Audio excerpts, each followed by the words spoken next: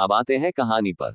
विक्रम जी अपने रूम में आए, वहां राधिका जी पहले से सो रही थी। वह अपने रूम में लगे पेंटिंग को हटाए, वहां एक डिजिटल कीबोर्ड था। कुछ पासवर्ड डालने के बाद रूम के मिरर के पास एक स्क्रीन डोर ओपन हुआ। विक्रम जी अंदर चले गए, दीवार फिर से पहले जैसा हो गया। अंदर रूम में कई सारे कंप्यूटर और फाइल रखी थी, उसी के साथ कुछ बॉक्स में मेडिसिन और केमिकल था। विक्रम जी अपनी चेयर पर बैठ अपने कंप्यूटर में कुछ करने लगे। थोड़ी देर बाद डार्क वेब पर एक पेज ओपन कर वह एक मैसेज किए, I am coming back, we will meet tomorrow same place and same time. इसी के साथ उनकी स्क्रीन पर एक मैसेज आया, wow the great scientist Albert is back, अब मजा आएगा। विक्रम जी अपना कंप्यूटर बंद कर एक मिस्टीरियस स्माइल के साथ बोले, तुम लोग ने गलती कर दी मेरी प्राइंसेस को टारगेट करके। सालों पहले हमारे रास्ते अलग हो गए थे, शुरुआत तुमने की, अंत में करूंगा। कितना दर्द मेरी प्राइंसेस को हुआ है, उससे लाख गुना ज्यादा दर्दनाक मौत मैं तुम लोग को दूंगा। Now you will meet soon. The devil scientists बोल हंसने लगे। इस समय विक्रम जी एक अलग इंसान लग रहे थे। उनके आंखों में कुछ ऐसा था जो दुनिया बर्बाद कर सकता है। नेक्स्ट डे, आज वीकेंड होने के कारण सब घर पर थे। हर वीकेंड पूरी रजावत और राठौर फैमिली साथ बिताती है। सभी बड़े ब्रेकफास्ट करने के लिए गार्डन में बैठे थे। तभी वहां आर्यन, प्रतीक्ष, अमित और कबीर आए। वहां कार्तिक, वीर, अरुण, अर्पित और कृतिका खुद में व्यस्त थे। चारों आकार अपने अपने चेयर पर बैठ गए। तभी आर्यन अपनी चारों तरफ देखकर बोला, प्राइंसेस कहाँ है? क्या वह अभी तक उठी नहीं है? राधिका जी, वह अपने रूम में है, आज वह देर से उठी है, बस आ ही रही होंगी। आर्यन अपनी जगह से खड़ा होकर बोला, मैं प्राइंसेस को लेकर आता हूं। इतना वापस मेंशन में चला गया। कीर्ति का रूम। कीर्ति सुबह जल्दी उठकर अपने ध्यान में बैठी थी, लेकिन जल्द ही वह थककर वापस सो गई, इसलिए उसको उठने में लेट हो गया। कीर्ति रेडी होकर जैसे ही रूम से बाहर जाने लगी, अचानक उसके सिर और पेट में दर्द होने लगा, उसके पूरे बॉडी में दर्द होने लगा। कीर्ति के आंखों से आंसू निकलने लगा, वह दर्द से जमीन लेट गई। वह खुद से बोली, फिर से मुझे वही दर्द क्यों हो रहा है? जब से मुझे शक्तियां मिली है तब ऐसा कुछ नहीं हुआ था, फिर अचानक ये कैसे हुआ? कीर्ति अपने दर्द को कंट्रोल करने की कोशिश करने लगी। तभी रूम में आर्यन आया। आर्यन की नजर जैसे ही कीर्ति पर, वह प्राइंसेस चिल्लाते हुए दौड़कर उसके पास आया। कीर्ति को इतने दर्द में देख आर्यन पैनिक करते हुए बोला, बच्चा आपको क्या हुआ? मैं अभी अमित को बुलाता हूँ। कीर्ति अपने दर्द को कंट्रोल करते हुए बोली, भाई आप किसी को मत बुलाओ, थोड़ी देर में ये ठीक हो जाएगा।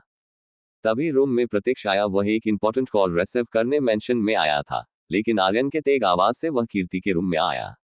कीर्ति को दर्द में देख वह भी जम सा गया, लेकिन जल्द ही खुद को संभाल वह उसको बेड पर लेटा उसके पैर और हाथों को रब करने लगा। आर्यन भी खुद को संभाल कर कीर्ति के सिर को दबाने लगा। करीब 15 मिनट बाद कीर्ति पसीने से लटपट बेड पर पड़ी थी। उसका चेहरा खून के लाल था, वह भी दर्द में नहीं थी। आर्यन उसका सिर सहलाते हुए बोला, बच्चा अब कैसा लग रहा है? क्या अभी भी दर्द हो रहा है? कीर्ति हल्की स्माइल के साथ बोली, नहीं भाई, मैं अभी बिल्कुल ठीक हूँ। प्रतीक्ष परेशानी भरे लहजे में बोला, लिटिल रैबिट, हमें हॉस्पिटल चलना चाहिए। तभी कीर्ति का ध्यान प्रतीक्ष पर गया। एक पल के लिए कीर्ति उसमें खो गई, लेकिन फिर खुद को संभाल कर बोली, डॉक्टर कुछ नहीं कर सकते हैं। आर्यन, मतलब? और आपको थोड़ी देर पहले क्या हुआ था? कीर्ति, भाई शायद उनको पता चल गया है, मैं जिंदा हूं। ये सुन आर्यन और प्रतीक्ष दोनों परेशान हो गए। प्रतीक्ष, आपको ये कैसे पता चला? कीर्ति, मेरे बॉडी में अभी भी वह चिप और कुछ ऐसे केमिकल है जिससे ये पता उनको चल गया होगा मैं जिंदा हूं। कीर्ति, अभी यह सब छोड़िए, हमें नीचे चलना चाहिए, सब हमारा इंतजार कर रहे होंगे, हम फ्रेश होकर आते हैं, बोल बेड से उठने लगी। आर्यन उसको बाथरूम तक छोड़ा, वही प्रतीक्ष किसी और सोच में गुम था। थोड़ी देर बाद तीनों नीचे गार्डन में आ गए। कीर्ति सबको देख हल्की की स्माइल कर दी, उसके चेहरे पर अभी भी दर्द था। माया जी, कृतिका की मां, बोली, लो अब हमारी गुड़िया रानी भी आ गई, चलिए अब हम नाश्ता स्टार्ट करते हैं। विक्रम जी ध्यान से कीर्ति को देखने लगे। कीर्ति की हालत देख गुस्से में उनकी हाथों की मुट्ठियां कस गई। कीर्ति के दर्द से पीले चेहरे को देख वह सब समझ गए। अभिषेक जी उनको इशारे से शांत होने को बोले। विक्रम जी खुद को शांत कर हल्की स्माइल के साथ बोले, प्राइंसेस आप हमारे पास आओ, हम आज अपनी बच्ची को अपने हाथों से खाना खिलाएंगे। विक्रम जी के बोलने पर कीर्ति उनके पास आकर बैठ गई। कीर्ति को विक्रम जी के पास बैठता देख आर्यन का मुंह बन गया। कुछ यही हाल प्रतीक्ष का भी था। कीर्ति के एक साइड अभिषेक जी और दूसरे साइड विक्रम जी बैठ गए। विक्रम जी अभिषेक जी को आंखों से कुछ इशारा किए, जिसको समझ वह कीर्ति का हाथ पकड़ बोले, हमारी बच्ची कितनी पतली हो गई है, आज हम अपने हाथों से इन्हें खिलाएंगे। विक्रम जी, ऐसे कैसे? आज हम हमारी प्राइंसेस को अपने हाथों से खिलाएंगे। ऐसे ही सब हंसी मजाक कर खाना खाने लगे। इसी तरह खुशी खुशी आज का दिन निकल गया। शाम का वक्त। कीर्ति गार्डन में लगे झूले पर बैठी डूबते हुए सूरज को देख रही थी। उसके चेहरे पर हल्की मुस्कुराहट थी। तभी उसके बगल में प्रत्यक्ष आकर बैठा। प्रत्यक्ष को अपने इतने पास देख कीर्ति हैरान हो गई। वह बोली, आप यहाँ? प्रत्यक्ष कीर्ति के ग्रेय आंखों में देखते हुए बोला, क्यों, मैं नहीं आ सकता? कीर्ति हर बार कर बोली, मेरे बोलने का वह मतलब नहीं था। Pratyaksh, relax little rabbit. Little rabbit सुन कीर्ति मुंह बनाते हुए बोली, अब मैं बड़ी हो गई हूं, फिर आप मुझे लिटिल रैबिट क्यों बोल रहे हो? प्रत्यक्ष उसके सिर को सहलाते हुए बोला, तुम चाहे जितनी बड़ी हो जाओ, मेरे लिए तुम मेरी लिटिल रैबिट ही रहोगी। कीर्ति स्माइल करते हुए बोली, और आप मेरे हैंडसम अंशु। अंशु नाम सुन प्रत्यक्ष के चेहरे पर स्माइल आ गया। आज कितने सालों बाद कोई उसको अंशु नाम से बुलाया था। प्रत्यक्ष जब 5 साल का था तब एक एक्सीडेंट में उसकी मां अंशिका राठौर की मौत हो गई। उसके बाद अभिषेक जी सबके कहने और अंशिका जी की बहन आशा जी से दूसरी शादी कर लिए। आशा जी प्रत्यक्ष से बहुत प्यार करती है। प्रत्यक्ष भी उनसे प्यार करता है, लेकिन अपनी मां के जाने के बाद वह चुप रहने लगा। सबको उसकी टेंशन होने लगी। सबके साथ वह रहता और बोलता, लेकिन उसके चेहरे पर वह मुस्कुराहट नहीं आई जो उसकी मां के होने पर आती थी। जब कीर्ति इस दुनिया में आई तब पहली बार प्रत्यक्ष उसको अपनी गोद में लेकर मुस्कुराया था। उसके बाद कीर्ति के होने पर वह खुश रहने लगा। उसके लिए उसकी खुशियां कीर्ति बन गई। कीर्ति के खोने के बाद प्रत्यक्ष काफी बदल गया। वह किसी से कुछ नहीं बोलता, लेकिन हमेशा उसको ढूंढते रहता। आज कई सालों बाद प्रत्यक्ष को सुकून मिला था। कीर्ति को भी पता नहीं क्यों, लेकिन प्रत्यक्ष के पास होने पर एक सुकून मिला जो सालों से कहीं गुम था। प्रत्यक्ष कीर्ति से बोला, ऐसे तुम क्या देख रही हो? कीर्ति हल्की स्माइल के साथ बोली, सनसेट दिखने में कितना अच्छा लगता है। आपको पता है, जब मैं उस लैब में थी तब मुझे ये भी पता नहीं था सनराइज और सनसेट क्या होता है। मेरे लिए मेरी पूरी दुनिया वह चार दीवारी थी। कीर्ति की बात सुन प्रत्यक्ष को बुरा लगा। वह कीर्ति से बोला, लिटिल रैबिट, तुम्हारे अंशु का तुमसे वादा है, मैं तुम्हें पूरी दुनिया घुमाऊंगा। ये दुनिया तुम्हारी सोच से कई ज्यादा खूबसूरत है। प्रत्यक्ष और कीर्ति ऐसे ही करने लगे। वही थोड़ी दूर पर खड़े कबीर, अमीर और आर्यन के फेस पर उन दोनों को देख स्माइल आ गया। कबीर, आज सालों बाद प्रत्यक्ष के चेहरे पर स्माइल आया है। अमित प्राइंसेस के जाने के बाद हमारा दोस्त सिर्फ सांसें ले रहा था। उसके जिंदगी का एक ही मकसद था, उसको ढूंढना। आज उसे चेहरे पर सुकून है। आर्यन, हमसे कहीं ज्यादा प्राइंसेस का इंतजार उसे था। अपनी लिटिल रैबिट को ढूंढने में उसका सबसे बड़ा हाथ है। हम सब जानते हैं सिर्फ प्राइंसेस को ढूंढने के लिए वह क्या बन गया है। तभी वहां कार्तिक आकर बोला, ब्रो, भाई और लिटिल एंजल कहाँ है? चलिए आप लोग को सब अंदर सब रहे हैं। कार्तिक की बात सुन कबीर बोला, तुम हम लिटिल एंजल को लेकर आते हैं। आर्यन प्रत्यक्ष और कीर्ति की ओर बढ़ गया।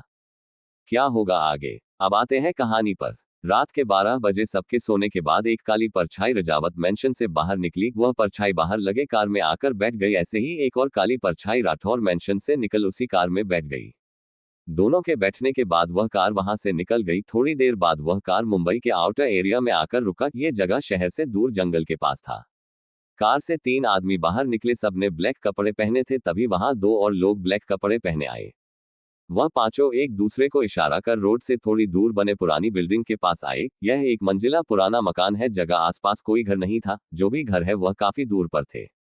वह सब उस घर के अंदर चले गए। अंदर से घर काफी छोटा और पुराना था। सारे लोग हॉल से होते हुए एक रूम में गए। उस रूम में लगे मिरर को साइड करने पर वहां एक डिजिटल पेज दिखा। उसमें पासवर्ड एंटर करने पर उस रूम के दीवार हट गए। अब वहां एक मेंटल का डोर आ गया। पहला आदमी उस मेंटल डोर को अपने आए और फिंगरप्रिंट से ओपन किया। सब अंदर आए। अंदर एक एक्सपेरिमेंटल हाईटेक लैब था। वह पांचों अपना अपना ब्लैक ड्रेस निकाल दिए।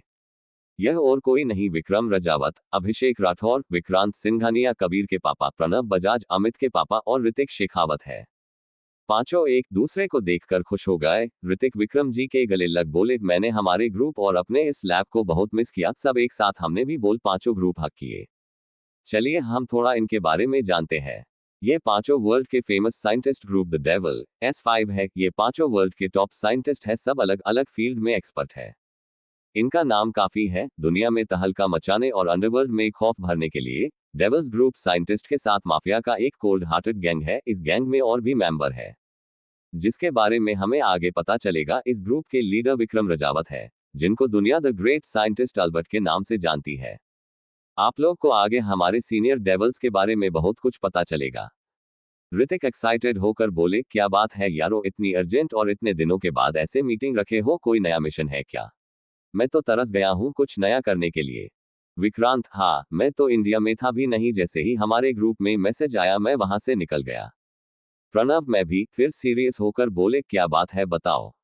हम इतना जानते हैं, कारण बहुत बड़ा है। विक्रम, प्राइंसेस हमें मिल गई है। ये सुनते ही प्रणव जी, विक्रांत जी और ऋतिक जी खुश हो गए। विक्रांत जी बोले, ये तो गुड न्यूज है, फाइनली इतने सालों बाद हमारी गुड़िया रानी हमें मिली है। प्रणव जी, जो कब से अभिषेक और विक्रम जी को नोटिस कर रहे थे, वह बोले, बात इतनी नहीं है, असली बात कुछ और है। फिर थोड़ी देर रुककर बोले, क्या इस मीटिंग की वजह प्राइंसेस है? अभिषेक जी एक गहरी सांस लेकर उन सबको को कीर्ति के मिलने से लेकर उसकी कंडीशन के बारे में सबको बताया दिए। सारी बात सुन उन तीनों की आंखें नम हो गई। ऋतिक जी गुस्से में बोले, उन लोगों की हिम्मत कैसे है हमारी प्राइंसेस को टारगेट करने की? हमने साफ साफ बोला था ये प्रोजेक्ट ह्यूमन लाइफ के लिए सही नहीं है, फिर भी उन्होंने हमारी बात नहीं सुनी। विक्रांत जी, लगता है उनको उनकी औकात दिखाना होगा, लगता है सबके दिलों से द डेविल्स 5 का खौफ खत्म हो गया है। प्रणव जी जो सब कुछ सुन रहे थे, वह बोले, अभी प्राइंसेस की कंडीशन कैसी है? उनको प्राइंसेस का लोकेशन नहीं मिला है ना? विक्रम सीरियस एक्सप्रेशन के साथ बोले, 1 महीने से प्राइंसेस कोमा में थी, इसलिए उन लोगों को कोई इन्फॉर्मेशन नहीं मिला होगा क्योंकि उस समय माइंड और बॉडी दोनों ही वर्क नहीं करता है। लेकिन 1 हफ्ते पहले प्राइंसेस को होश आया है और हम गलत नहीं है, तो आज मॉर्निंग में उन्होंने कोशिश की है लोकेशन पता करने की। अभिषेक जी, अभी सारे चिप डीएक्टिवेट है, लेकिन उन्हें वापस एक्टिवेट करने में ज्यादा टाइम नहीं लाएगा। हमें किसी ही हालत में प्राइंसेस के बॉडी से सारे चिप निकाल केमिकल को रिमूव करना होंगे, नहीं तो प्राइंसेस को खतरा समझ वह चिप में ब्लास्ट कर सकते हैं। विक्रांत जी, क्या प्राइंसेस इस प्रोसेस को हैंडल कर पाएगी? हम सब जानते हैं ये प्रोसेस बहुत ज्यादा पेनफुल है। विक्रम जी, वह विक्रम रजावत की बेटी है, she is the real warrior, उसे कुछ नहीं होगा। ऋतिक विक्रम से, कैप्टन हमें क्या करना होगा? जल्दी बताएं, हम अपनी प्राइंसेस को खो नहीं सकते हैं। ये हम सब जानते हैं प्राइंसेस अभी कितना दर्द में होंगी, हम अपनी जान लगा देंगे लेकिन उसे कुछ नहीं होने देंगे। विक्रम ऋतिक और अभिषेक से बोले, तुम दोनों इस प्रोजेक्ट की सारी इंफॉर्मेशन निकलो, साथ में लैब को चेक करो, पता करो कौन कौन सा ऑर्गेनाइजेशन इस तरह का एक्सपेरिमेंट कर रहा है, उनके 17 साल के रिकॉर्ड निकलो। दोनों हामी सिर हिला अपने काम में लग गए। फिर प्रणव और विक्रांत से बोले, तुम दोनों मॉडर्न और आयुर्वेदी मेडिसिन की इंफॉर्मेशन निकलो, पता करो ब्रेन और बॉडी को न्यूट्रल करने में कौन से केमिकल का यूज होता है, हमारे लोगों को इन्फॉर्म करो, मेडिसिन की जरूरत पड़ेगी। जब तक मैं प्राइंसेस के ब्लड से उस केमिकल और बाकी सब चीजों का पता करता हूं, हमें जल्द से जल्द प्राइंसेस के कंडीशन को अपने कंट्रोल में करना होगा। सब अपने अपने काम में लग गए। ये लैब बहुत ज्यादा हाई टेक था, जहां हर तरह के एक्सपेरिमेंट होता है। ये पांचों साइंटिस्ट के साथ अलग अलग फील्ड में डॉक्टर भी है। इनके इस पहचान से इनकी फैमिली अनजान है, सिर्फ हर्षवर्धन जी और चंद्रकांत जी इनके बारे में जानते हैं। नेक्स्ट डे, कल वीकेंड था, इसलिए आज किसी का अपने काम पर जाने का मन नहीं था, लेकिन काम भी जरूरी था। रजावत मैंशन। सब सुबह हंसते और बातें करते हुए ब्रेकफास्ट कर रहे थे, तभी अर्पित बोला, दादू मुझे लगता है हमें प्राइंसेस का एडमिशन कॉलेज में करवा देना चाहिए। चंद्रकांत जी, आप सही बोल रहे हैं, ऐसे भी हमारी राजकुमारी बहुत कुछ मिस की है, अब हमें और लेट नहीं करना चाहिए। आर्यन, मैं कॉलेज में बात करता हूं। तभी विक्रम जी अपने सीरियस फेस के साथ बोले, प्राइंसेस अभी कॉलेज नहीं जाएगी। आरुण, लेकिन पापा प्राइंसेस कॉलेज क्यों नहीं जाएगी? विक्रम जी, क्योंकि मैं बोल रहा हूं प्राइंसेस घर में रहकर रेस्ट करेगी। बोल अपनी जगह से खड़े होकर कीर्ति के पास गए। विक्रम जी कीर्ति के सिर पर किसकर मेंशन के बाहर निकल गए। सब देखते रह गए। अर्पित, पापा को आज हुआ क्या है? कल से वह काफी अजीब बिहेव कर रहे हैं, आज से पहले ऐसा नहीं हुआ है। सबको कल से विक्रम जी का बर्ताव कुछ अलग लग रहा था। चंद्रकांत जी बोले, तुम लोग ज्यादा सोच रहे हो, प्राइंसेस अभी अभी घर आई है, इसलिए वह चाहते हैं अभी हमारी गुड़िया रेस्ट करे, और कोई बात नहीं है, सब अपना अपना खाना खाए।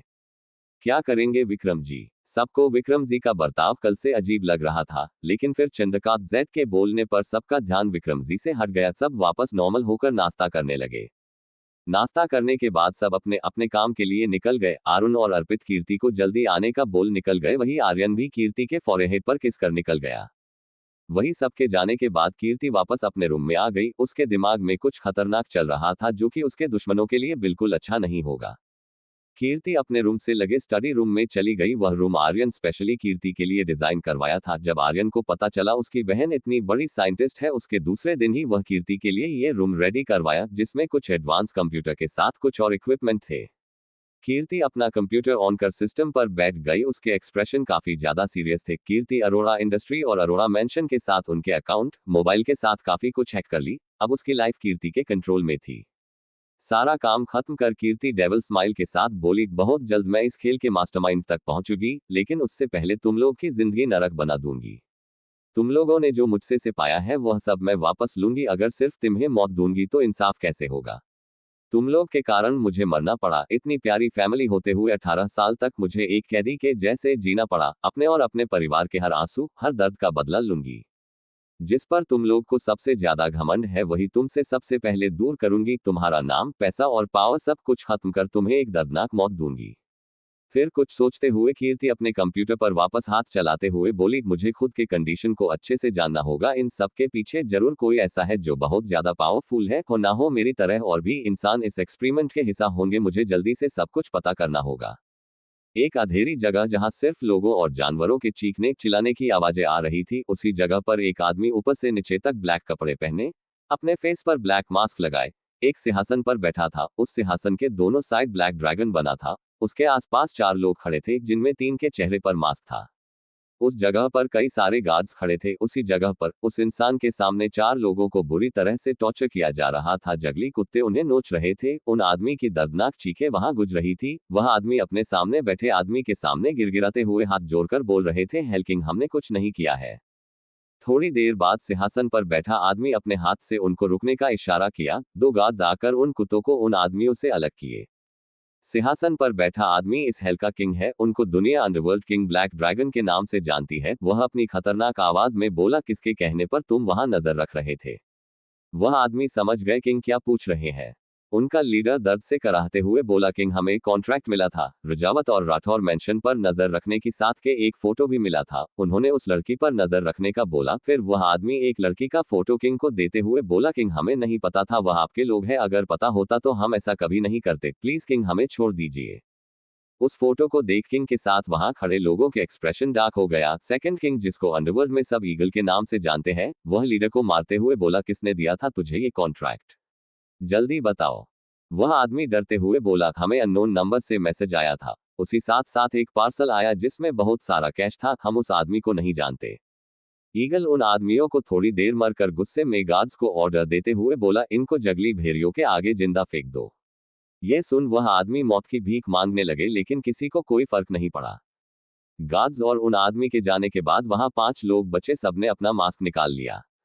ये है हमारे न्यू जनरेशन के devil S underworld king black dragon प्रत्यक्ष राठौर, जिसको दुनिया हेल किंग के नाम से जानती है।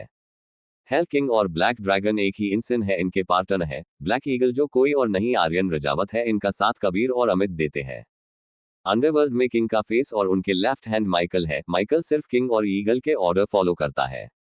आर्यन पैनिक करते हुए बोला, हमें मेंशन की सिक्योरिटी बढ़ानी होगी। इस बार मैं अपनी प्राइंसेस को कुछ नहीं होने दूंगा। आर्यन को पैनिक करता देख प्रत्यक्ष उसके सामने आकर बोला, तुम्हें याद है ना हम इस दुनिया में क्यों आए थे? आर्यन प्रत्यक्ष के आंखों में देखते हुए बोला, कैसे भूल सकता हूं। हम इस दुनिया में अपने दुश्मनों से अपनी फैमिली को बचाने और प्राइंसेस को ढूंढने के लिए आए थे। फिर प्रत्यक्ष के गले लगा, बोला, थैंक यू मेरा साथ देने के लिए। तूने प्राइंसेस के लिए बहुत कुछ किया है। अगर तू नहीं होता तो पता नहीं मैं खुद को कैसे संभाल पाता।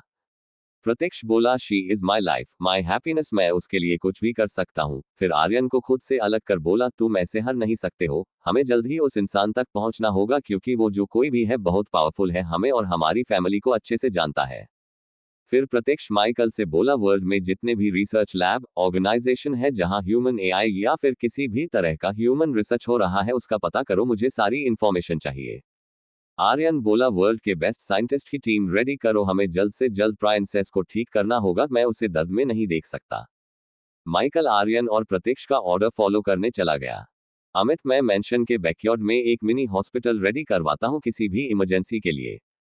कबीर, मैं अपने लोगों को हाई अलर्ट पर कर देता हूं क्योंकि खतरा बढ़ने वाला है। ऐसे ही थोड़ी देर डिस्कशन के बाद सब वहां से निकल गए। Devil lab. यहाँ लैब में विक्रम जी, विक्रांत जी, प्रणव जी, अभिषेक जी और ऋतिक जी अपने अपने काम में लगे थे। वह दिन रात मेहनत कर रहे थे। सबने व्हाइट लैब कोट पहन रखा था। विक्रम जेड के हाथ में कुछ रिपोर्ट था जिस पर सब डिस्कस कर रहे थे। प्रणव जी हैरानी से बोले, प्राइंसेस सिर्फ 18 साल की है, इतना स्ट्रांग ड्रग वह कैसे ले सकती है? यह तो बहुत ज्यादा पेनफुल होता है, इससे इंसान को बहुत ज्यादा दर्द होता है। विक्रांत जी, उसके पास इसके अलावा और कोई ऑप्शन नहीं होगा। उनके बॉडी में जो केमिकल है जिसका एंटीडोट बनाने के कुछ ऐसी जड़ी बूटियां लगती है जो बहुत मुश्किल से मिलती है। अभिषेक जी, इन सब से प्राइंसेस की हालत और भी ज्यादा खराब हो रही है। हमें जल्द से जल्द उस ड्रग का एंटीडोट बना होगा जिससे उसके ऑर्गन फेल ना हो। हम केमिकल के एंटीडोट से पहले ड्रग का एंटीडोट बनाना होगा। विक्रम जी जो सब कुछ सुन रहे थे वह बोले, हमें मिलकर कल तक एंटीडोट बना होगा। हमें जो भी चीज चाहिए उसके लिए टीम को इन्फॉर्म करो। ऋतिक जी, मुझे लगता है इसमें हमें उन सब की हेल्प लेनी चाहिए। हमारे पास सोर्स है लेकिन टाइम नहीं। इस समय अंडरवर्ल्ड किंग के साथ पूरे वर्ल्ड पर उनका राज है। हमें इस समय सिर्फ प्राइंसेस पर ध्यान देना चाहिए, बाकी काम वह लोग संभाल लेंगे। ऋतिक जी की बात सुन विक्रांत जी अपनी आंखें छोटी कर बोले, तुम बोलना चाहते हो हमारे बच्चे हमसे ज्यादा पावरफुल है? तुम भूल रहे हो हम द डेविल्स एस्ट साइंटिस्ट्स हैं जिनके नाम का खौफ पूरे दुनिया में आज भी है। हमारे सामने कोई भी ऑर्गेनाइजेशन खड़ा होने से पहले 1000 बार सोचता था। ऋतिक जी, मैं यह नहीं बोल रहा हमारे पास पावर नहीं है या फिर हम कर नहीं सकते। मैं सिर्फ ये बोल रहा हूँ प्राइंसेस के पास ज्यादा वक्त नहीं है, उसकी कंडीशन खराब हो रही है और इस समय हमारा नेटवर्क 10 साल पहले जैसा नहीं है। इस समय हमारे बच्चों का नेटवर्क ज्यादा स्ट्रांग है, तो हमें मिलकर काम करना होगा क्योंकि अगर मैं गलत नहीं हूं तो हमारे बच्चे प्राइंसेस के लिए बेस्ट साइंटिस्ट्स का टीम ढूंढ रहे होंगे और अभी हमें जल्द से जल्द रिसोर्सेज चाहिए। और रही बात हमारे दुश्मनों की, तो उनका सामना हम डेविल्स ही करेंगे क्योंकि बेटा कितना भी होशियार हो, बाप बाप ही होता है। बोल डेविल स्माइल करने लगे, सब उनकी बात का मतलब समझ आ गया। विक्रम जी, हम पहले एंटीडोट रेडी करते हैं, उसके बाद कल रात 7 में उनसे बता करेंगे। फिर सब अपने अपने काम में लगा गए। तो आगे क्या होगा, अब आते हैं कहानी पर। नेक्स्ट डे, कल से कीर्ति बहुत ज्यादा खुश थी, हो भी क्यों ना, आज से उसके दुश्मनों की तबाही जो शुरू होने वाली है। ब्रेकफास्ट करने के बाद विक्रम जी अपने काम के लिए निकल गए। वह अपने टीम के साथ मिलकर दिन रात लैब में ड्रग एंटीडोट पर काम कर रहे थे। विक्रम जी को समझ आ गया था वो लोग कभी भी कीर्ति तक पहुंच सकते हैं।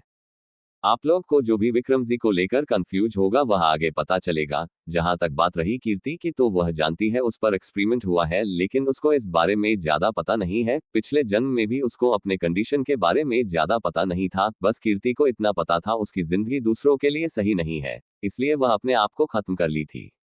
कीर्ति को इस जन्म में भी अपने ऊपर हुए एक्सपेरिमेंट के बारे में ज्यादा कुछ पता नहीं था। वही विक्रम जी एक बहुत बड़े साइंटिस्ट है, वह सिर्फ देखकर ही बता सकते हैं कीर्ति की कंडीशन कैसी है।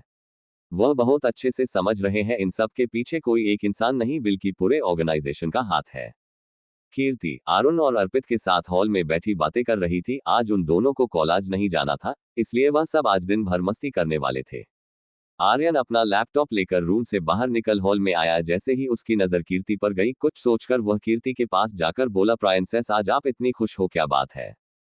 कीर्ति बड़ी सी मुस्कान के साथ बोली, भाई आज मेरे तरफ से किसी को बहुत बड़ा सरप्राइज मिलने वाला है, चाहे तो उनका रिएक्शन आप लाइव देख सकते हो। तभी अचानक आर्यन को कुछ याद आया, जिसको याद कर उसके फेस पर डेविल स्माइल आ गया। वह बोला, जरूर, मैं इतना अच्छा शो कैसे मिस कर सकता हूँ जिसे मेरी प्राइंसेस ने तैयार किया हो।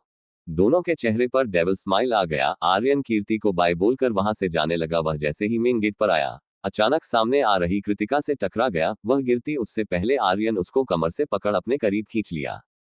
कुछ पल के लिए दोनों एक दूसरे के आंखों में खो गए। दोनों के दिलों की धड़कन बढ़ गई। कृतिका आर्यन को बचपन से प्यार करती है, यह बात आर्यन भी जानता है। उसके दिल में भी कृतिका के लिए सेम फीलिंग है। वो दोनों दुनिया जहां से बेखबर एक दूसरे के बाहों में गुम हो गए। तभी दोनों वीर के आवाज लगाने पर होश में आए। कृतिका का चेहरा शर्म से लाल हो गया, वही आर्यन के चेहरे पर हल्की सी मुस्कान आ गया। आर्यन वहां से निकल गया। कृतिका और वीर मैंशन के अंदर हॉल में सबके पास आ गए। Hotel diamond. Hotel diamond Mumbai का सबसे बड़ा होटल। इसके कॉन्फ्रेंस हॉल में कई सारे रिपोर्टर के साथ शहर के कुछ बड़े बड़े कंपनी के सीईओ आए थे। आज एशिया के टॉप 10 कंपनी में से एक अरोड़ा इंडस्ट्री, जो अपने टेक्नोलॉजी के लिए जाने जाता है, उसका न्यू प्रोडक्ट लॉन्च आज होने वाला है। अरोड़ा इंडस्ट्री साल में 2 बार unique electrical and electronic appliance launch करता है, जिसका डिमांड इंडिया में ही नहीं अदर कंट्री में भी होता है। आज अरोड़ा इंडस्ट्री एक न्यू प्रोडक्ट के साथ एक नया सिक्योरिटी सॉफ्टवेयर सिस्टम भी लॉन्च करने वाला था। पूरी अरोड़ा फैमिली इस लॉन्च के लिए बहुत ज्यादा एक्साइटेड थी। यश और रंजीत मेहमानों का वेलकम कर रहे थे, वहीं नीलम और काव्या कुछ हाई क्लास लेडीज के साथ बातें करते हुए अपने गहनों और कपड़े का शो ऑफ कर रही थी। करीब 1 घंटे बाद प्रोग्राम स्टार्ट हुआ। यश स्टेज और जाकर अपने न्यू प्रोडक्ट के बारे में सबको बताने और दिखाने लगा। मीडिया इस शो को लाइव टीवी पर दिखा रहे थे। थोड़ी देर बाद जैसे ही उस डिवाइस को चलाया गया, उसमें ब्लास्ट हो गया। किसी को कुछ समझ नहीं आया अचानक हुआ क्या। रंजीत स्टेज पर आकर हल्की मुस्कान के साथ बोले, सॉरी एवरीवन, कुछ टेक्निकल प्रॉब्लम के कारण ये सब हुआ। हम अभी उसके कुछ और सैंपल दिखाते हैं। ऐसे ही कुछ और डिवाइस में भी ब्लास्ट हुआ। तभी वहां कुछ मटेरियल्स टेस्टिंग डिपार्टमेंट के लोग आए। ये डिपार्टमेंट मार्केट में आने वाले न्यू प्रोडक्ट में यूज होने वाले मटेरियल के क्वांटिटी एंड क्वालिटी को चेक कर उसको अप्रूव करते हैं, तभी कोई भी कंपनी उस प्रोडक्ट को मार्केट में ला सकता है। मटेरियल डिपार्टमेंट के ऑफिसर को वहां देख रंजीत उनके पास आकर बोला, सर आप लोग, ये कुछ काम था। उन सब का हेड मानिक सहाय आगे आकर बोला, मिस्टर अरोड़ा, हमें खबर मिला है आप अपने डिवाइस में लो क्वालिटी का मटेरियल यूज करते हैं। रंजीत, सर आपको जरूर कोई गलतफहमी हुई है, हमारे प्रोडक्ट में कोई मिलावट नहीं है। मानिक, वह हमें थोड़ी देर बाद पता चल जाएगा। फिर मानिक अपने ऑफिसर को सारा प्रोडक्ट चेक करने को बोला। करीब 2 घंटे बाद मनिका सहाय के हाथ में कुछ रिपोर्ट था। मनिका उन रिपोर्ट को लेकर रंजीत के सामने खड़ा हो गया। मानिक सहाय रंजीत से बोला, मिस्टर अरोड़ा, हमें आपसे यह उम्मीद नहीं थी। आपके कंपनी पर पब्लिक को इतना भरोसा है और आप लोग उस भरोसे का गलत फायदा उठा रहे हैं। रंजीत, सर यह आप क्या बोल रहे हैं? हमने ऐसा कुछ नहीं किया है। मनिका गुस्से में बोला, यह इतनी चीप क्वालिटी का मटेरियल ऐसे इलेक्ट्रॉनिक्स डिवाइस में कैसे यूज कर सकते हैं? अगर यह प्रोडक्ट मार्केट में आ जाता तो आपको आइडिया भी है कितना बड़ा हादसा हो सकता था। मनिका की बात सुन रंजीत हैरान अपनी जगह पर खड़ा रहा। वही हालत नीलम, काव्या और यश का था। मानिक अपने साथ आए ऑफिसर से बोला, यहाँ पड़े सारे प्रोडक्ट को सील करो, साथ में अरोड़ा इंडस्ट्री के जितने भी प्रोडक्ट मार्केट में हैं, उन पर बैन लगा कर दोबारा सबको चेक करो। फिर रंजीत से बोला, कल हमारे ऑफिसर आपके कंपनी में आएंगे हैं, आपको वहां मौजूद रहना है। थोड़ी देर बाद वह सारे ऑफिसर अपना काम कर वहां से निकल गए। वहां आए मेहमान भी धीरे धीरे वहां से जाने लगे। थोड़ी देर बाद वहां सिर्फ नीलम, काव्या, यश और रंजीत बचे। यश रंजीत से बोला, डैड, हमारे प्रोडक्ट के मटेरियल में प्रॉब्लम कैसे हो सकता है? हमने तो ऐसा कुछ नहीं किया है, हम तो हर बार बेस्ट मटेरियल यूज करते हैं। जरूर हमारे कंपनी में कोई गद्दार है जो हमें बर्बाद करना चाहता है। रंजीत, तुम सही बोल रहे हो, जरूर कुछ ऐसा है जो हमें दिख नहीं रहा है। तभी वहां रंजीत का असिस्टेंट भागते हुए आया। उसके चेहरे पर डर और घबराहट था। अपने असिस्टेंट को इतना हड़बड़ाया देख रंजीत बोला, क्या हुआ? असिस्टेंट बोला, बॉस आप एक बार न्यूज देखिए, हर जगह से हमारे प्रोडक्ट को बायकॉट किया जा रहा है, हमारे सारे प्रोडक्ट नकली निकल रहा है। अपने असिस्टेंट की बात सुन रंजीत जल्दी से न्यूज चेक किया। करीब 3 घंटे में अरोड़ा इंडस्ट्री का नाम मार्केट में पूरी तरह से बर्बाद हो गया था। High class customer Arora industry पर केस कर रहे थे। वो सब अभी न्यूज देख ही रहे थे। तभी रंजीत का फोन बजा। उधर से एक आदमी अपनी घबराहट भरी आवाज में बोला, बॉस, कंपनी के बाहर कुछ लोग आकर हंगामा कर रहे हैं, सारे शेयर होल्डर कंपनी में आए हैं, आपको यहाँ जल्दी आना होगा। फोन पर सारी बात सुन रंजीत के जैसे पैरों तले जमीन सरक गई। उसके हाथ से मोबाइल छूट नीचे गिर गया। वह गिरता उससे पहले यश उसको संभाल लिया। यश, डैड क्या हुआ? रंजीत उसको सारी बात बता दिया। सारी बात सुनकर यश का भी कुछ यही हालत हुआ। फिर भी वह खुद को संभाल कर बोला, डैड, हम पहले ऑफिस चलकर देखते हैं वहां सब कैसा है। हम अभी भी सब कुछ ठीक कर सकते हैं। रंजीत को भी यह ठीक लगा। थोड़ी देर बाद रंजीत अपने असिस्टेंट और यश के साथ होटल से ऑफिस के लिए निकल गया। राठौर इंडस्ट्री। प्रत्यक्ष का कैबिन में लगे बड़े से टीवी पर यह सब देख रहे प्रत्यक्ष, आर्यन, कबीर, अमित और कार्तिक के फेस पर डेविल स्माइल आ गया। कार्तिक को भी अब सब कुछ पता चल गया था। पूरा न्यूज देखने के बाद कार्तिक हंसते हुए बोला, भाई, हमारी प्राइंसेस कितनी ओएसएम है, उसने तो एक बार में ही अपने दुश्मन को क्लीन वोल्ट कर दिया। कबीर, वो तो है, लेकिन प्राइंसेस ने ये सब किया कैसे होगा? अमित, इसका जवाब तो हमें प्राइंसेस ही दे सकती है। तभी प्रत्यक्ष अपना फोन निकाल किसी को कॉल लगा कर कुछ बोला, जिसे सुन सबकी मुस्कान दुगानी हो गई। कार्तिक, भाई, आपने क्या मौके पर चौका मारा है, अब तो मजा आएगा, कल तक तो अरोड़ा फैमिली रोड पर आ ही जाएगा। प्रत्यक्ष, उन लोगों के कारण मेरी लिटिल रैबिट को बहुत कुछ सहा है, ये तो बस शुरुआत है। तो आगे क्या होगा, अब आते हैं कहानी पर। राठौर इंडस्ट्री। प्रत्यक्ष के साथ उसके कैबिन में बैठे कबीर और आर्यन किसी प्रोजेक्ट पर डिस्कस कर रहे थे।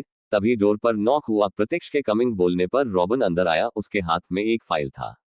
रॉबिन अंदर आकर सबको ग्रिट किया। उसको ऑफिस में देख सब सीरियस हो गए। माइकल और रॉबिन दोनों ही अंडरवर्ल्ड किंग के खास आदमी हैं। माइकल जहां अंडरवर्ल्ड के काम को देखता है, वही रॉबिन बाकी काम को हैंडल करता है। रॉबिन वर्ल्ड का बेस्ट हैकर भी है। रॉबिन और माइकल के अलावा 2 और खास आदमी हैं जिनके बारे में हमें आगे पता चलेगा। रॉबिन को देख आर्यन सीरियस आवाज में बोला, पता चला राजीव अरोड़ा की क्या दुश्मनी है हमारे साथ, और इन सब में उसका साथ कौन दे रहा है? रॉबिन, बॉस, आप लोग का शक सही था, राजीव अरोड़ा सिर्फ एक मोहरा है। राजीव अरोड़ा विक्रम बॉस के कॉलेज फ्रेंड है। उनकी पहचान कॉलेज में हुई थी। राजीव अरोड़ा कॉलेज में पहले बहुत फेमस था, लेकिन बिग बॉस के आने के बाद सब कुछ बदल गया। कॉलेज में राजीव, बिग बॉस और उनके ग्रुप अभिषेक, विक्रांत, प्रणव और ऋतिक से बहुत जलने लगा। बिग बॉस का ग्रुप हर चीज में आगे होता, टीचर के साथ कॉलेज के स्टूडेंट भी उनको पसंद करने लगे, जिसके कारण वह उनके सामने अच्छा बनता था। एक दिन जब राजीव को पता चला उसकी बेस्ट फ्रेंड नीलम, जिसे वह बचपन से प्यार करता है, वह विक्रम को पसंद करने लगी, तो वह गुस्से में पागल होने लगा। लेकिन अपने दोस्त के लिए वह शांत रहा। नीलम विक्रम सर को पूरे कॉलेज के सामने प्रपोज की। सर उनको पसंद नहीं करते थे, इसलिए वह नीलम को सबके सामने रिजेक्ट कर दिए, जिसके कारण नीलम को बहुत गुस्सा गया। वह कॉलेज की ब्यूटी क्वीन थी। सर के इस एक्शन के बाद राजीव का गुस्सा और जलन नफरत में बदल गया। इस हादसे के एक महीने बाद बिग बॉस अपने ग्रुप के साथ अमेरिका चले गए थे। कबीर कंफ्यूज होकर बोला, जब राजीव अंकल से इतनी नफरत करता है तो वह उनके सामने इतना अच्छा क्यों बनता है? वो तो हमारे फैमिली फ्रेंड है। रॉबन बिग बॉस कॉलेज के सेकेंड ईयर में ही अपने दोस्तों के साथ अमेरिका चले गए थे, जिसके कारण उन्हें राजीव के नफरत के बारे में कुछ भी पता नहीं चला। वो लोग 7 साल बाद वापस आए। उस समय अरोड़ा इंडस्ट्री इंडिया की नंबर 1 कंपनी थी, लेकिन आने के कुछ महीने बाद रजावत इंडस्ट्री एशिया की नंबर 1 कंपनी बन गई। बिजनेस वर्ल्ड में सब उनको शार्क के नाम से जानने लगा। इसके कारण रंजीव की नफरत बढ़ने लगी, लेकिन वह बहुत चालाक आदमी था। उस समय नीलम भी उसके साथ थी। नीलम राधिका मैम से नफरत करने लगी। धीरे धीरे वो लोग बिग बॉस का दोस्त बनाने लगे। किसी को उन पर शक नहीं हुआ, क्योंकि वह उनके दोस्त थे। आज के 12 साल पहले जब कीर्ति मैम के साथ वह हादसा हुआ था, उस समय वह वही था। मैम के किडनैप होने में उसका हाथ था। कीर्ति मैम के जाने के बाद राजीव बिग बॉस से दूर होने लगा, जिससे किसी को उस पर शक नहीं हुआ। उस समय वह सिर्फ मैम को ढूंढने का नाटक कर रहा था। डीप इन्वेस्टिगेशन करने पर हमें पता था राजीव अरोड़ा सिर्फ एक मोहरा, असली मास्टरमाइंड कोई और है। कीर्ति मैम का किडनैप भी उस मिस्टीरियस आदमी के कहने पर हुआ था। सारी बात सुनने के बाद वहां सन्नाटा छा गया। सब अपनी सोच में गुम हो गए। तभी प्रतीक्ष बोला, साइंटिस्ट के टीम की क्या अपडेट है? वह मिले रॉबिन बॉस। हमें एक ग्रुप का नाम पता चला जिसके हर मेंबर अलग अलग फील्ड में जीनियस है, लेकिन इनका लीडर ऑलराउंडर है, लेकिन आज तक इनको किसी ने देखा नहीं है। आर्यन, वह चाहे कितने भी मिस्ट्रियस हो, उन्हें मेरी प्राइंसेस को ठीक करना होगा। तुम उनका पता करो, मैं खुद उनसे बात करूंगा, उनको जो चाहिए मिलेगा। रॉबिन, सॉरी बॉस, लेकिन ये पॉसिबल नहीं है। वह अपने मर्जी के मालिक है। उनका नाम द डेविल्स 5S है। इनके leader the great scientist Albert है। इनका नाम ही काफी है पूरे अंडरवर्ल्ड के साथ मेडिकल और टेक्नोलॉजी के फील्ड में तहलका लाने के लिए। इनकी एक स्पेशल ऑर्गेनाइजेशन है। इनके बनाए मेडिसिन और केमिकल इंसान के लिए वरदान है, लेकिन पिछले 10 साल से इनका कुछ भी पता नहीं चल है। कबीर, हमारे पावर के सामने ये कुछ नहीं है। अंडरवर्ल्ड किंग हमारे सामने है। कबीर की बात सुन रॉबिन, आर्यन और प्रत्यक्ष उनको अजीब नजरों से देखने लगे। आर्यन, तुझे पता है ये कौन है? कबीर, हाँ, वह एक साइंटिस्ट है। और क्या? Aryan, they are the mafia ruler. इनके नाम भर से बड़े बड़े माफिया डर से कहते हैं। एक बार तू इनके बारे में अच्छे से पता कर ले। आर्यन के बोलने पर कबीर अपना मोबाइल निकाल उसमें डेविल्स के बारे में सर्च करने लगा। करीब 10 मिनट बाद उसके सर से पसीना निकलने लगा। वह हकलाते हुए बोला, यार, कोई इतना खतरनाक कैसे हो सकता है? हाँ, मना कि हम भी खतरनाक है, लेकिन ये तो हमारे भी बाप है। लेकिन कुछ भी बोलो, दे आर ग्रेट। मुझे एक बार उनसे मिलना जरूर है। क्या होगा जब कबीर को पता चलेगा ये सच में इनके बाप ही है? प्रत्यक्ष रॉबिन से बोला, कोशिश करते रहो, इनको मेल करो, हमारा उनसे मिलना जरूरी है। अपने कुछ आदमी को इनके ऑर्गेनाइजेशन भेजो, अपने सारे पावर का यूज करो। ऐसे ही वह कुछ और इंस्ट्रक्शन दिया।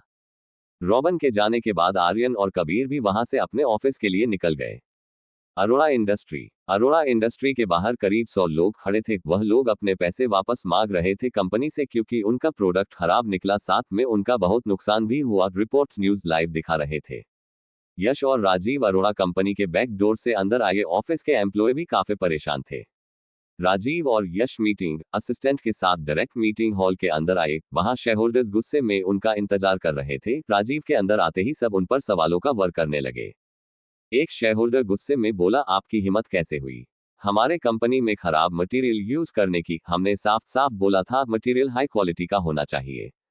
दूसरा बोला, तुम लालच में आकर इतने लोगों की जान खतरे में कैसे डाल सकते हो? इनका जवाब है तुम्हारे पास। तीसरा बोला, ये क्या बोलेगा? अब हमारा जो भी नुकसान हुआ है इसकी भरपाई यही करेंगे।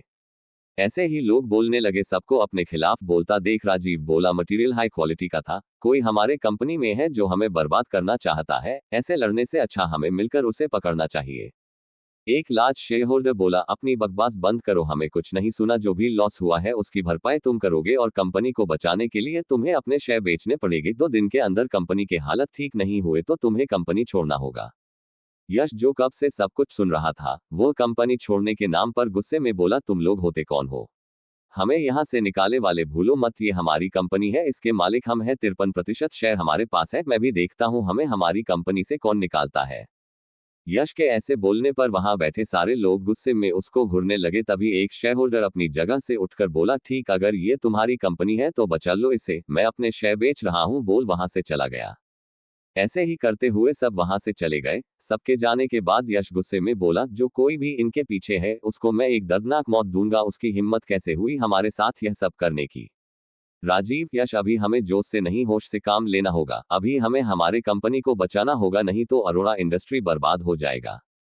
कैसी होंगी डेविल्स से मुलाकात, क्या होगा सबका रिएक्शन अल्बर्ट और उनके टीम से मिलकर, क्या करेगी कीर्ति आगे। अब आते हैं कहानी पर। वक्त के साथ अरोड़ा इंडस्ट्री की हालत खराब होने लगी। इंडिया के साथ पूरे एशिया में अरोड़ा इंडस्ट्री और उनके बनाए टेक्नोलॉजी को बायकॉट किया जाने लगा। हालत यश और राजीव के हाथ से निकलने लगा। अरोड़ा इंडस्ट्री बर्बादी के कगार पर आ गया।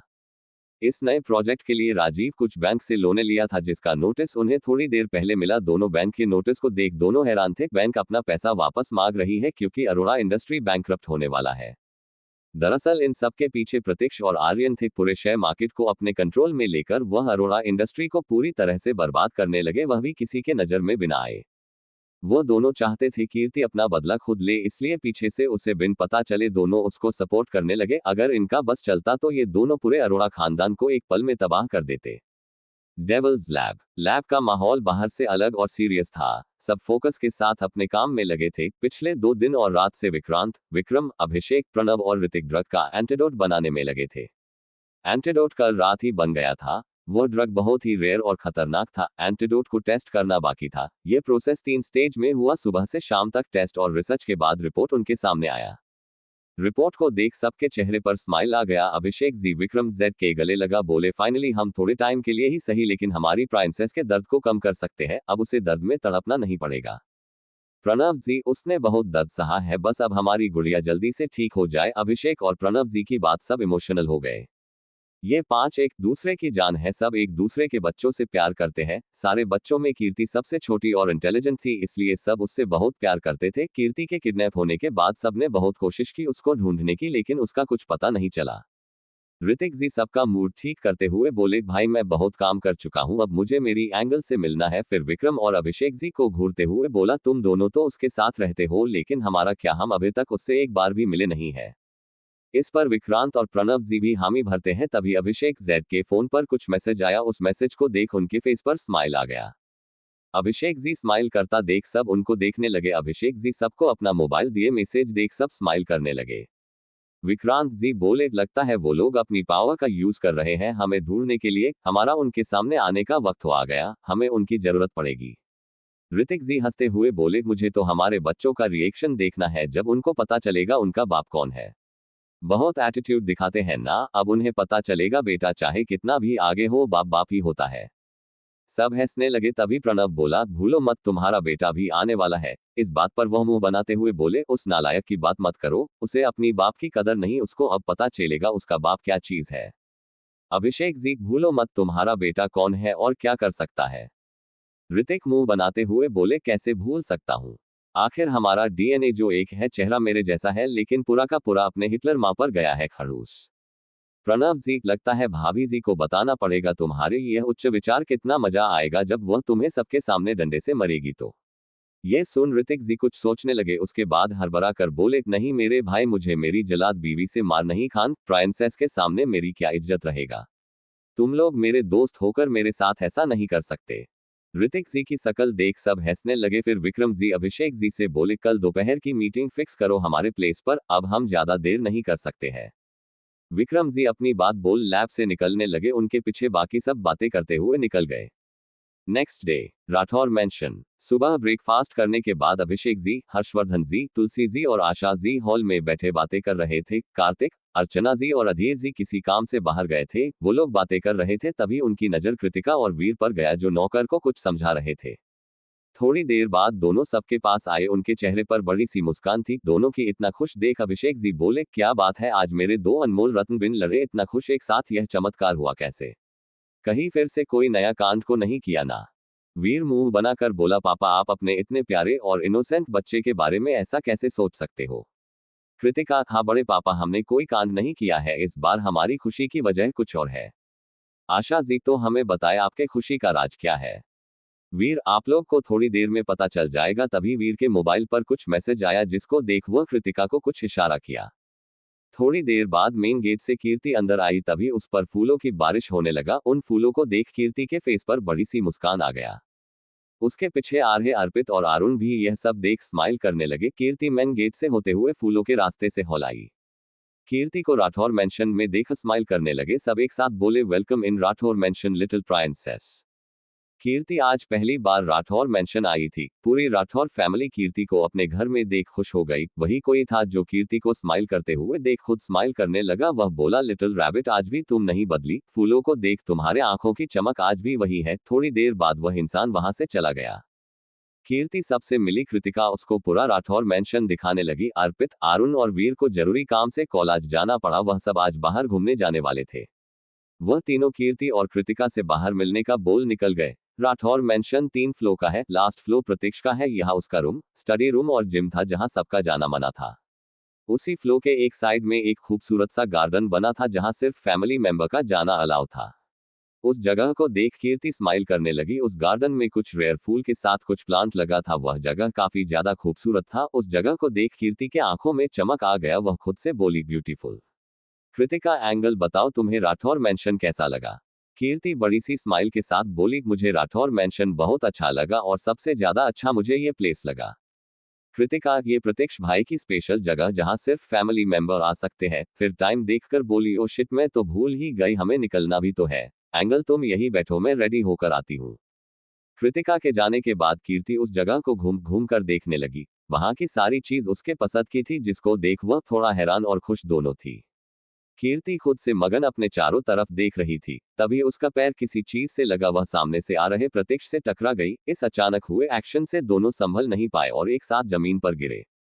कीर्ति को चोट ना लगे इसलिए प्रतीक्ष अपने एक हाथ से उसके कमर और दूसरे हाथ से उसके सर को पकड़ अपने ऊपर कर लिया। लेकिन उसके इस एक्शन से अचानक प्रतीक्ष के ओठों पर कीर्ति के ओठ आ गए।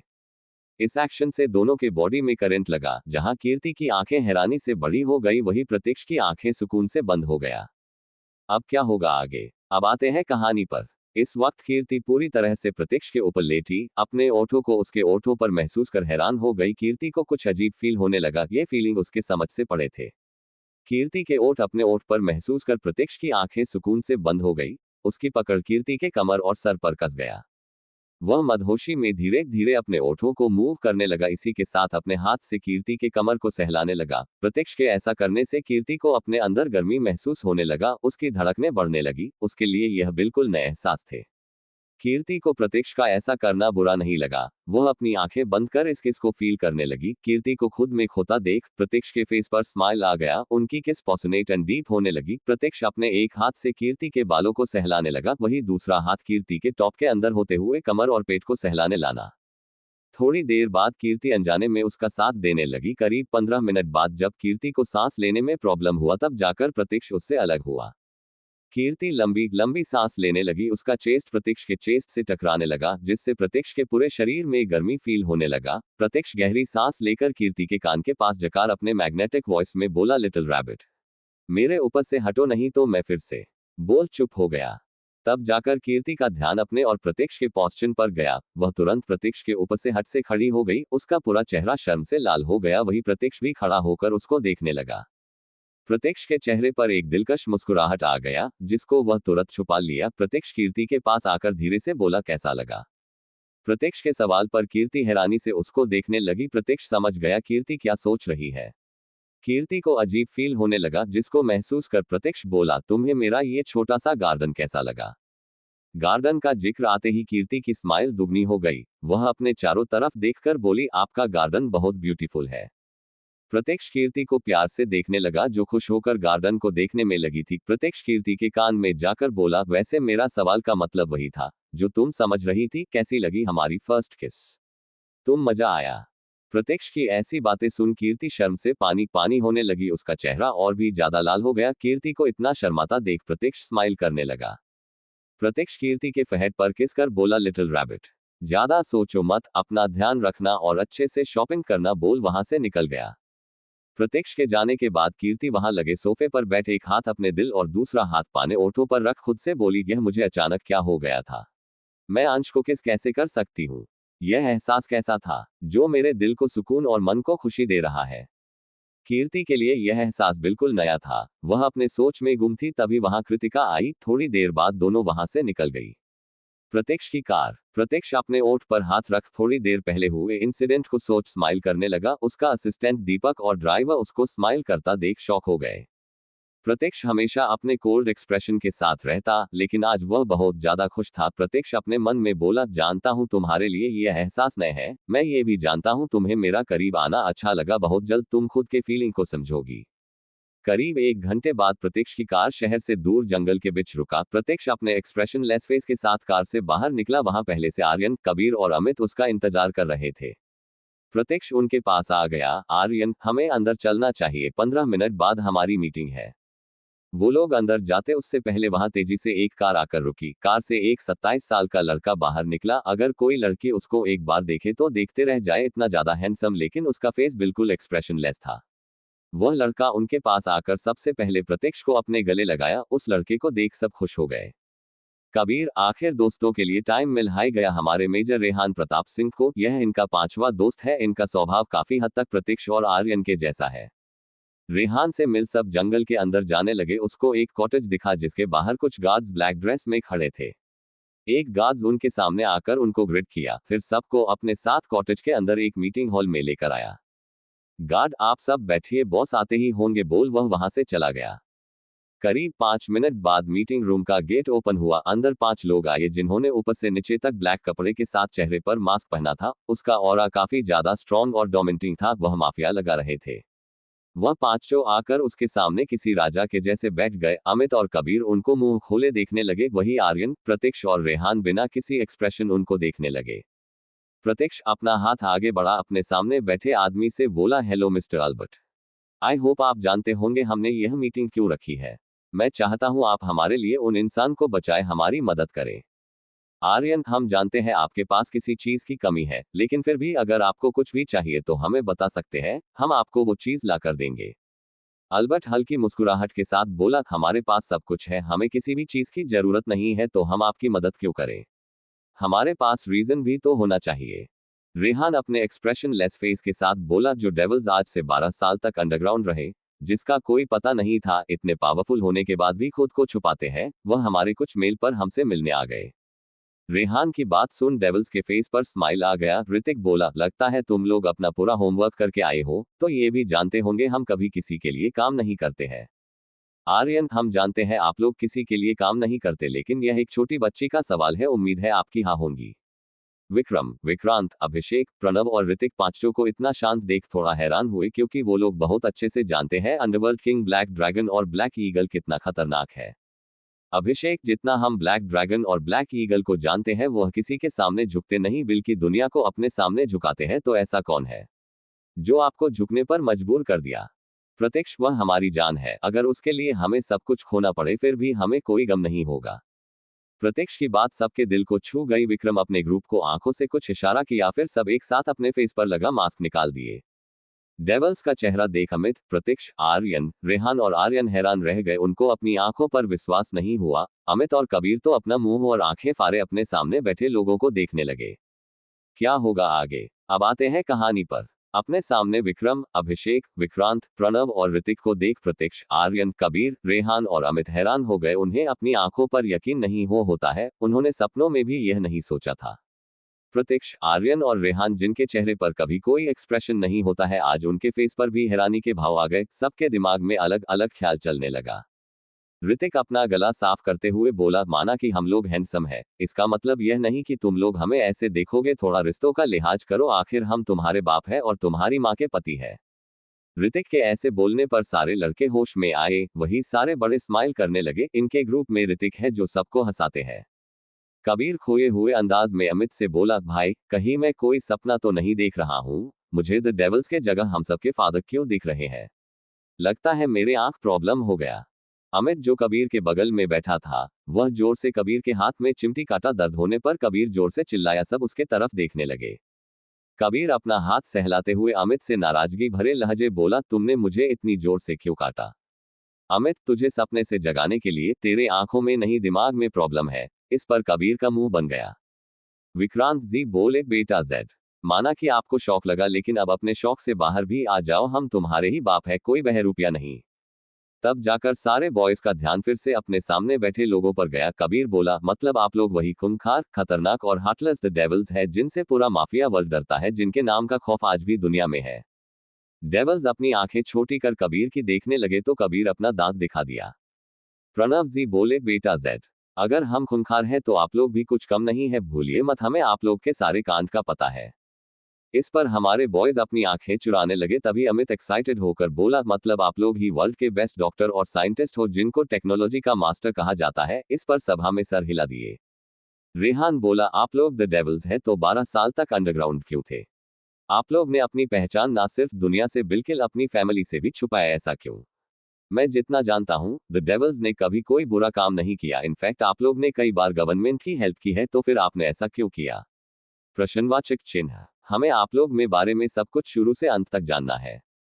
रेहान के बोलने पर वहां बिल्कुल सनाहा छा गया। अभिषेक, विक्रांत, प्रणव और ऋतिक विक्रम को देखने लगे। विक्रम जी हाँ में इशारा किए। प्रणव जी बोलना स्टार्ट किए, हमारे ऐसा करने के पीछे कई रीजन है, जिनमें से सबसे बड़ा रीजन है सुरक्षा, अपनी और अपनों की। तुम लोग अंडरवर्ल्ड से कनेक्टेड हो, आइडिया होगा वहां अपने पहचान छुपाना कितना जरूरी है। कबीर क्यूरियस होकर बोला, प्लीज आप लोग बताओ ना, इन सब की शुरुआत कहाँ से हुई?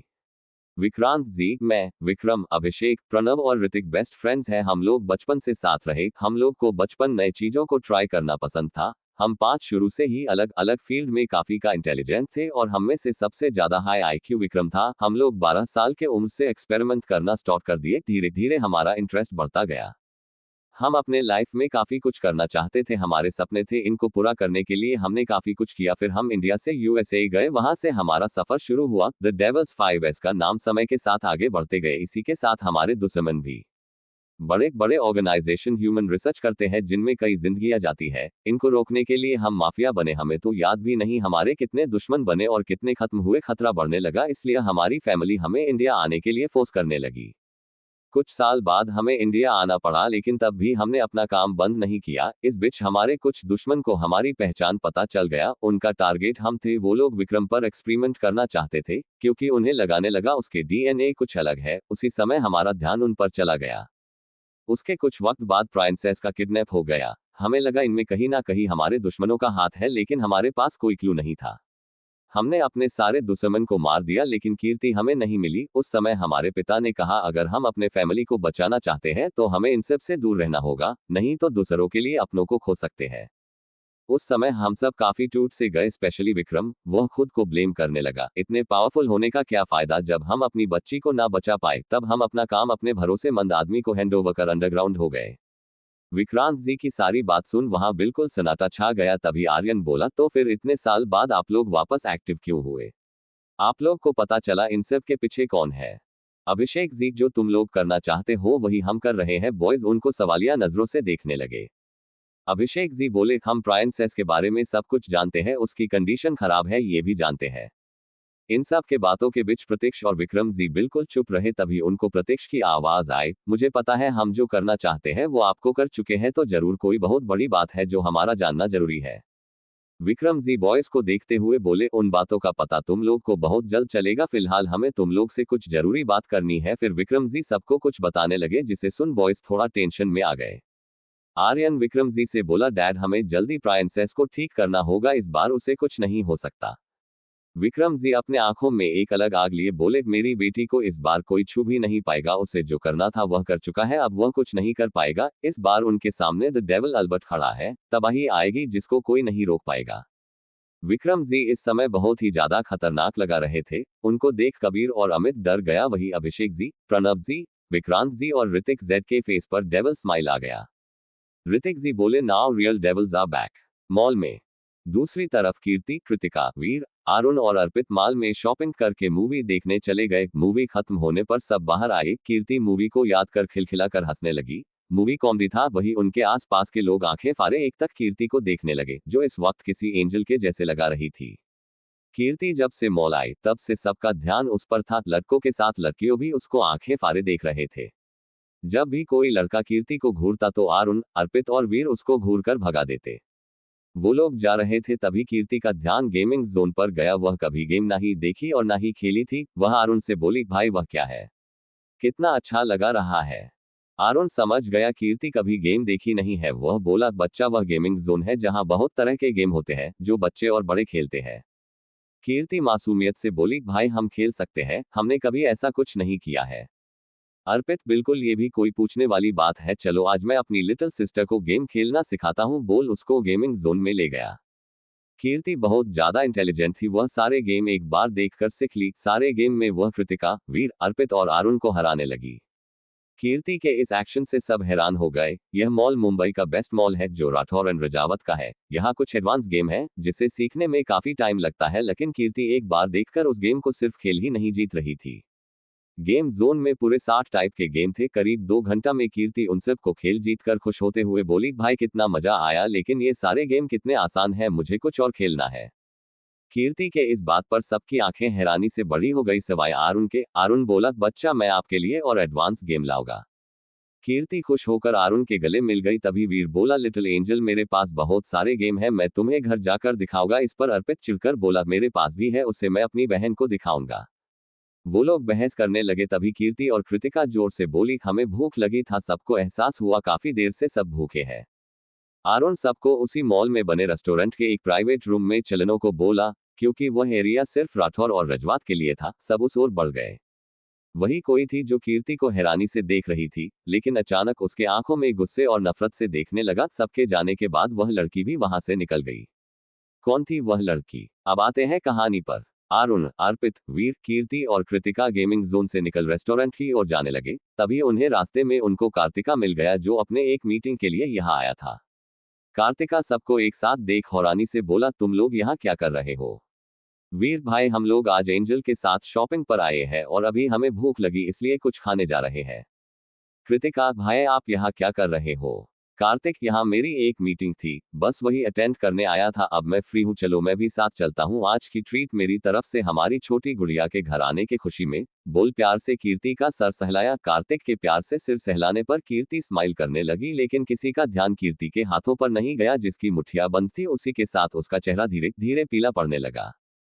सब प्राइवेट रूम में आकर टेबल पर बैठ गए। कीर्ति की हालत खराब होने लगी। वह अपने शीट से उठते हुए बोली, भाई मैं वॉशरूम से आती हूँ, बोल बाहर जाने लगी। तभी कार्तिक बोला, बच्चा आपको बाहर जाने की जरूरत नहीं है, इस रूम के साइड में वॉशरूम है, आप वही चली जाओ।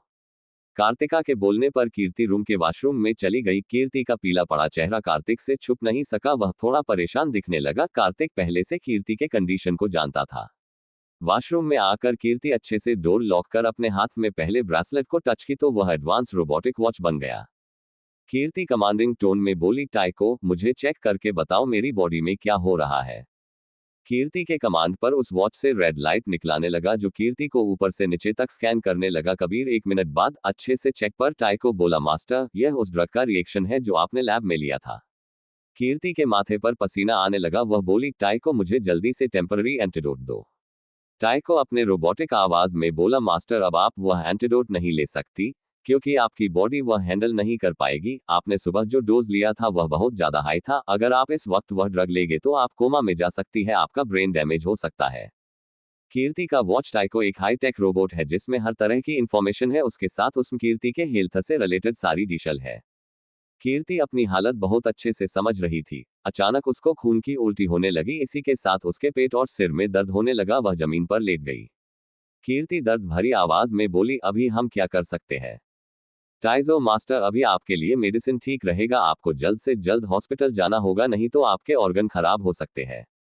वही बाहर अर्पित, कृतिका और अर्पित बातें करने में लगे थे। वही कार्तिक परेशान होकर बार बार वॉशरूम के गेट की ओर देख रहा था, जो अरुण से छुप नहीं सका। कार्तिक से जब रहा नहीं गया तो वह बोला, काफी टाइम हो गया है गुड़िया को गए हुए, मैं बच्चा को देख कर आता हूँ, बोल वॉशरूम की ओर बढ़ गया। उसके पीछे अरुण भी चल दिया क्योंकि उसको बेचैनी होने लगा। कार्तिक गेट नॉक करते हुए बोला, गुड़िया बच्चा आप ठीक हो, काफी लेट हो गया है, गेट ओपन करो। अंदर से कोई जवाब नहीं आया। कार्तिक कई बार बोला। अरुण भी वहां आकर गेट नॉक किया। आवाज सुनकर कृतिका, वीर और अर्पित भी आ गए। अरुण थोड़ा पैनिक करते हुए बोला, भाई लगता है प्रांसेस को कुछ हुआ है, हमें गेट तोड़ना होगा। फिर अरुण और कार्तिक मिलकर गेट तोड़ दिए। अंदर का नजारा देख सब अपनी जगह जम गए। वही कृतिका, वीर और अर्पित के आंखों में आंसू आ गया। अरुण और कार्तिक भागकर कीर्ति के पास गए जो दर्द में पड़ी तड़प रही थी। उसके कपड़े और मुंह पर खून लगा था। अरुण कीर्ति के सर को गोद में रख बोला, बच्चा क्या हुआ?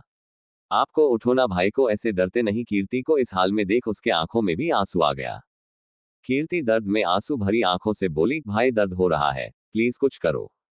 कृतिका, वीर और अर्पित भी उनके पास आ गए। कार्तिक अपना फोन निकाल जल्दी से प्रत्यक्ष को कॉल किया, वही अर्पित आर्यन को। उधर प्रत्यक्ष जो डेविल्स के साथ बैठा था उसका फोन बजा। इसी के साथ विक्रम के फोन में कुछ नोटिफिकेशन आया जिसको देख वह हड़बड़ा कर अपनी जगह से खड़ा हो गया।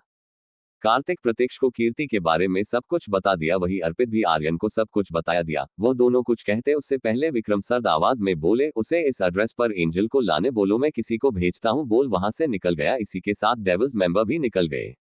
प्रत्यक्ष कार्तिक से, विक्रम अंकल के बताए जगह पर जितना जल्दी हो सके पहुंचो और कीर्ति को सोने मत देना। फिर फोन कट कर सब वहां से डेविल्स के पीछे निकल गए। मॉल में कार्तिक बोला, हमें जल्दी से बच्चा को यहां से लेकर निकलना होगा। बोल जैसे ही वह कीर्ति को उठाने को हुआ अरुण उसको अपने गोद में उठा लिया। सब मॉल से बाहर निकल गए। उनके बाहर आते ही सामने एक ब्लैक कार आकर रुका। उस कार से एक 45 साल का आदमी बाहर निकला। वह अरुण से बोला, विक्रम सर मैम को जल्दी लाने को बोले हैं, आप कार में बैठे। फिर बाकी सबसे बोला, आप लोग हमारे साथ नहीं आ सकते हैं। अर्पित गुस्से में बोला, मैं अपनी बहन को ऐसी हालत में नहीं छोड़ूंगा। तभी वह आदमी अर्पित को अपना फोन दिया जिस पर विक्रम का कॉल था। विक्रम बोला, तुम घर जाओ, प्रांसेस कल सुबह से पहले तुम्हारे पास सही सलामत घर आएगी, इस बारे में किसी को मत बताना। बोल फोन रख दिया। थोड़ी देर बाद अरुण और कार्तिक कीर्ति को लेकर उस आदमी के साथ वहां से निकल गए। एक गाड़ी में बैठ कृतिका, वीर और अर्पित घर के लिए निकल गए। Devils lab. कुछ घंटे बाद कीर्ति आंखें बंद किए व्हाइट गाउन में बेड पर लेटी थी। उसके शरीर में कई सारी मशीन लगे थे जिनमें रेटिंग शो हो रहा था। वही बाहर खड़े प्रत्यक्ष, आर्यन, रेहान, कबीर, कार्तिक, अरुण और अमित एक तक शीशे के विंडो से अंदर लेते कीर्ति को देख रहे थे। कुछ देर बाद उस रूम का गेट ओपन हुआ। सब अंदर आए। सब नम आंखों से कीर्ति को देखने लगे। आर्यन विक्रम जी से बोला जो कीर्ति का हाथ पकड़े बैठे थे, डैड प्रांसेस कैसे है? उसे अचानक क्या हुआ था? विक्रम जी, यह उस ड्रैग का रिएक्शन था जो प्रांसेस के बॉडी में है। हमने एंटीडोट का फर्स्ट डोज दे दिया है, 1 घंटे में होश आएगा। अभिषेक जी थोड़े परेशानी भरे लहजे में बोले, सब जानते हुए प्रांसेस ऐसा कैसे कर सकती है? वह इतने हाई डोज का टेम्पररी एंटीडोट कैसे ले सकती है, ये जानते हुए कि यह भी एक ड्रग है? विक्रांत जी, इसका जवाब हमें सिर्फ गुड़िया ही दे सकती है, हमें वेट करना होगा। सब शांति से कीर्ति के होश आने का इंतजार करने लगे। तो आगे क्या होगा? अरोड़ा मेंशन के अंदर से किसी लड़की के चीखने और सामान तोड़ने की आवाजें बाहर तक रही थी। वह लड़की किसी को गालियां दे रही थी। एक लड़की जिसकी उम्र 23 साल होगी, उसने एक रेड शॉर्ट ड्रेस पहने, फेस पर बोल्ड मेकअप किए दिखने में सुंदर और हॉट लग रही थी, लेकिन उसके चेहरे का गुस्सा और नफरत उसको डरावना बना रहा था। वह लड़की मेंशन के हॉल में चिल्लाते हुए सामानों को तोड़ रही थी। सारे नौकर डर के मारे एक साइड खड़े उस लड़की के डरावने रूप को देख रहे थे। तभी वहां रंजीत, यश और नीलम आए। उस लड़की को इतने गुस्से में देख पहले तीनों हैरान हो गए, लेकिन जल्द ही उनको गुस्सा आने लगा। यश उस लड़की के पास जाकर उसके हाथ से एक महंगी मूर्ति लेकर गुस्से में बोला, काव्या ये क्या बदतमीजी है? क्या तुम पागल हो गई हो? हम यहाँ कुछ दिन में रोड पर आने वाले हैं और तुम हमारा नुकसान कर रही हो।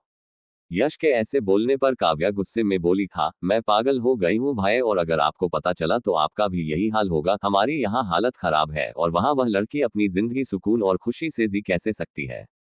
हमारी इस हालत की जिम्मेदार वह कमीनी है, हमें बर्बाद कर वह चैन से जी रही है। मैंने कहा था उस लड़की को मार दो, लेकिन आप लोग को उससे फायदा लेना था। देखो अब क्या हुआ। हमें अब वह कहीं का नहीं छोड़ेगी। काव्या की बातें किसी को समझ नहीं आई। नीलम उसको शांत करते हुए बोली, काव्या बच्चा शांत हो जाओ और अपनी माँ को बताओ तुम किसके बारे में बात कर रही हो, कौन है इन सब के पीछे?